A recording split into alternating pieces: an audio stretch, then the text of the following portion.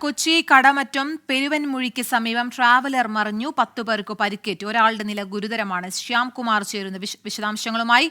ശ്യാം, എങ്ങനെയാണ് അപകടമുണ്ടായത്? പരിക്കേറ്റവരുടെ ആരോഗ്യനില എങ്ങനെയുണ്ട്?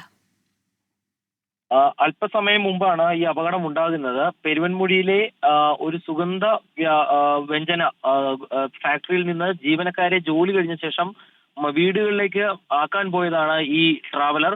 അതിൽ സഞ്ചരിച്ചിരുന്ന ആളുകൾക്കാണ് ട്രാവലർ മറിഞ്ഞ് പരിക്കേറ്റത്. ഓട്ടത്തിനിടയിൽ ട്രാവലർ നിയന്ത്രണം വിട്ട് മറിയുകയായിരുന്നു എന്നുള്ളതാണ് നമുക്ക് ലഭിക്കുന്ന വിവരം. ഇതിൽ 10 തൊഴിലാളികൾക്ക് പരിക്കേറ്റിട്ടുണ്ട്.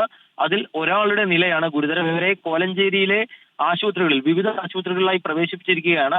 കൂടുതൽ വിവരങ്ങൾ ലഭ്യമായി വരുന്നതേ ഉള്ളൂ. നിലവിൽ ഫയർഫോഴ്സ് എത്തിയാണ് ആ ട്രാവലർ ഉയർത്തി അതിനുള്ളിൽ ഉണ്ടായിരുന്ന കൂടുതൽ തൊഴിലാളികളെ ആശുപത്രിയിലേക്ക് മാറ്റിക്കൊണ്ടിരിക്കുന്നത്. ഏതായാലും ഒരാളുടെ നില ഗുരുതരം എന്നുള്ള വിവരമാണ് നമുക്ക് ലഭിക്കുന്നത്. കൂടുതൽ വിവരങ്ങൾ അല്പസമയത്തിനകം ലഭ്യമാവും.